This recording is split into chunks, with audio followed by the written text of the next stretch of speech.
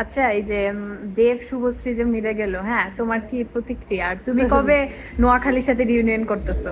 হ্যাঁ, নোয়াখালী না, তবে দেব শুভশ্রীকে একসাথে মিলে যাওয়া দেখে খুব ভালো লাগছে।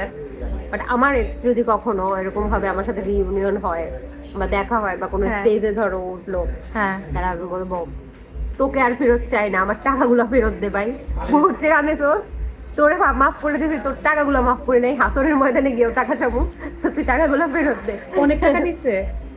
হ্যাঁ, কত টাকা মানে কত টাকা এটা না বলি। ধরো, আচ্ছা আচ্ছা, কোশ্চেন করি, ধরো এই টাকাগুলো তুমি তোমার এক্স কে না দিয়ে যদি তোমার কাছে থাকতো, তাহলে তুমি কি কিনতে পারতা? একটা গাড়ি, এত টাকা দিচ্ছো? একটা গাড়ি কিনতে পারতাম। আমার আজকাল এত কষ্ট করে উবার পাঠাও, তারপর নিজে ঠাইনা টাইনা ভাঙ্গা বাইক চালানো লাগতো না। ওরা বাইকও কিনে দিছিল। বাইক কিনে দিচ্ছো?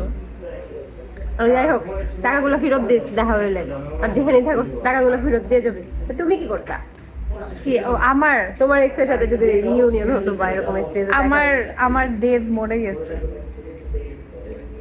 আমার দেব মরে গেছে।